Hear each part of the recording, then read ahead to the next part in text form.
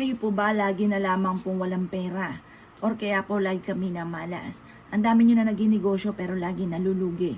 Ako po ay may share sa inyo. Mainam na subukan nyo po ito mga boss ha.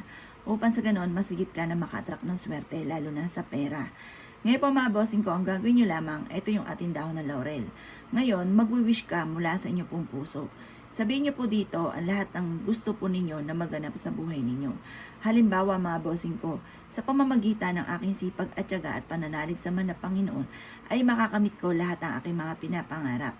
Ang paggawa ng ganitong mga pamamaraan ay kada Tuesday or Friday. Unang araw ng buwan or huling buwan ng araw or kaya po ay full moon. Ngayon po mga bossing ko, gawin nyo po ito nang mula sa inyo pong puso. Pero kung kayo po'y nagmamadali at sa mga araw na nabanggit natin ay hindi ka pwede nyo siyang gawin kahit anong araw. Basta sa umaga nyo siya gagawin sa mga bandang alas 7 ng umaga. Ngayon po mga bossing ko, kumuha ka ng isang mangkok na dahon ng laurel. Pagtapos na po kayo mag-wish mga bossing ko, ang gagawin nyo lamang. Basta pag nag-wish ka, walang gamit na sana, direct to the point ha. Pwede nyo ibulong sa dahon ng laurel ang lahat ng gusto ninyo at pwede nyo siyang sunugin. Pwede rin naman po mga bossing ko na sa bayan na kung marami kang dahon ng laurel, ilagay nyo siya sa isang dustpan, tapos sunugin nyo siya ng sabay-sabay or sa isang kaldero kasama ng uling. Pagkatapos, yung uling na pinagsunugan ng dahon ng laurel, huwag nyo itatapon. Kahit maliliit lang po yan, okay lang po yan. Ilagay nyo yan sa gilid ng pintuan po ninyo, ng main door or kaya sa back door. Or kaya pwede rin naman sa main gilid na malapit sa kaha.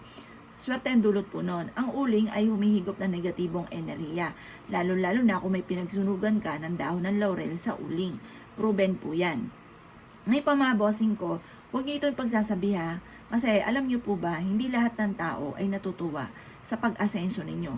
Kapag nalaman na agad nila na kayo gumagawa ng ganito at maaaring ikaw ay swertin or yumaman dito, kukontrahin ka agad nila yan. Kaya dapat, hindi ka nagsasabi ng mga ginagawa niyong mga pampaswerte sa inyong kapwa. Lalo-lalo na kung hindi ka pa sinuswerte. Kasi maaaring makontra nila yan. Imbis na ikay swertehin, mapapansin ninyo na masigit pa na nagiging mailap ang swerte or lumalala ang mga problema ninyo.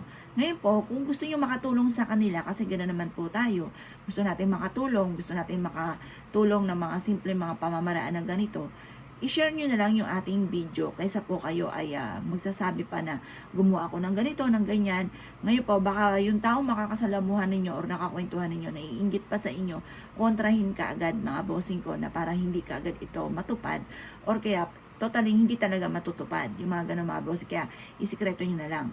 Ngayon po, kung kayo gagawa ng ganito, yung mga nabanggit natin na araw, yun ang mga pinaka-the best. Pero kung ikaw po ay nagmamadali at hindi ka makakapag-wish sa mga nabanggit nating araw, kahit anong araw, basta sa umaga nyo siya gagawin. Ngayon pa mga bossing ko, mainam na gawin nyo po ito kahit sa loob ng 3 beses sa loob ng isang buwan or talagang busy ka 1 beses sa loob ng isang buwan. Wag ka lang hindi gagawa ng ganito kasi yung aroma nito, yung amoy ng nasusunog mga bossing ko na dahon ng laurel ay nagtataboy ng mga negatibong enerhiya. Kaya kung kininiwala at naisyo po itong gawin ay siya mga boss, good luck po sa inyo po lahat.